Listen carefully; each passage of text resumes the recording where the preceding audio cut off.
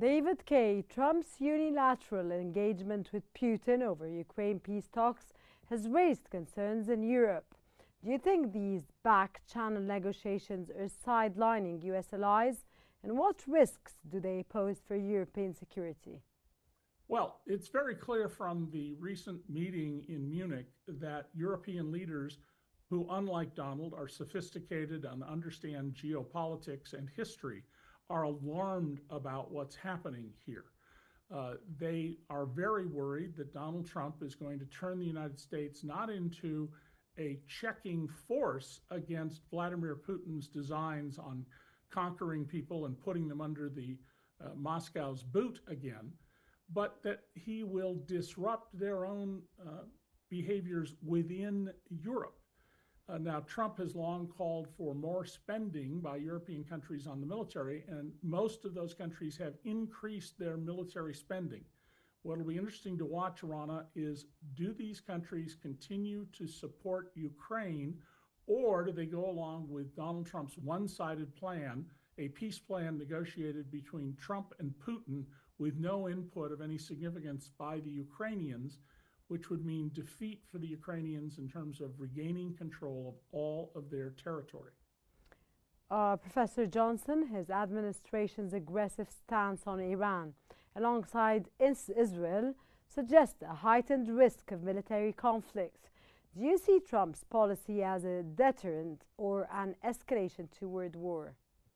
Oh, I think this is very escalating by Trump. I mean, let's remember that Donald Trump orchestrated when he was in the White House before the assassination of a top Iranian general. It also killed a Hamas leader in the process. Donald believes there would be no kickback. Of course not. He did this. It's the right thing to do. Why would the Iranians do anything in response? And this is a legacy between the U.S. and Iran that goes back to 1954, when the U.S. government overthrew the democratically elected leader of Iran and installed the Shah. And the enmity it's created between the Iranian peoples and the American government is reversible, but you would have to work at that, and you'd have to know what the background is.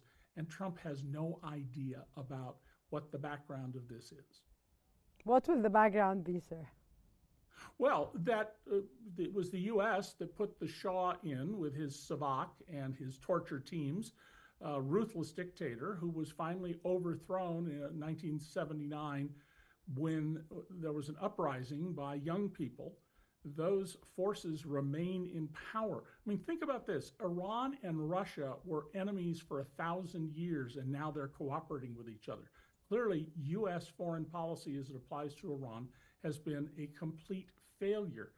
But if Donald Trump doesn't understand the history, he doesn't understand the conflict between the religious leaders who are the political leaders in Iran with those of the neighboring Arab states, Saudi Arabia, the UAE, Qatar, there's no way he can come up with a policy that makes any sense and that seeks to de-escalate and to manage the differences between these Arab governments.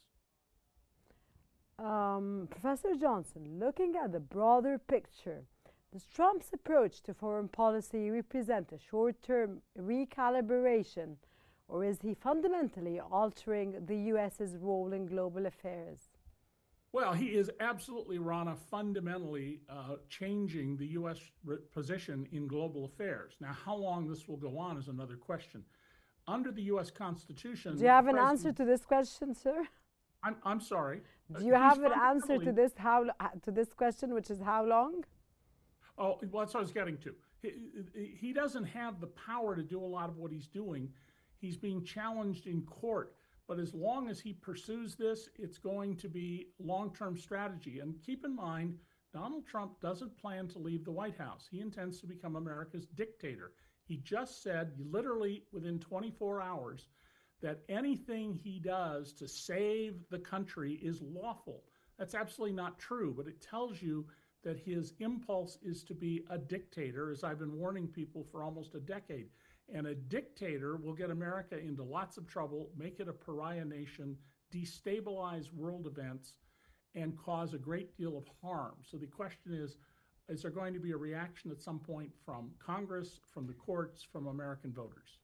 Before I wrap up this very, very informative episode or segment with you, sir, Professor David, how do you read the future of U.S. President Donald Trump's policies globally? He's going to continue to assert that everything he does is perfect, that you must bend to his will. There's going to be a lot of pushback. There's going to be huge opportunities for China in particular to expand its influence. And we may see the end of the NATO alliance, which has been crucial to keeping the peace for 80 years, because Donald Trump doesn't know what he's doing when it comes to the NATO alliance. It's not only when it comes to the NATO alliance, sir. Is it only when it comes to the NATO alliance from your own perspective? I'm sorry, say it again? I'm asking you, is it only when it comes to the NATO alliance at this point? Oh, no. Donald's view of the world is ill-informed. It's ignorant. And so whoever last spoke to Donald, whoever last flattered him, because he's very subject to flattery, will have his mind fixed on some point.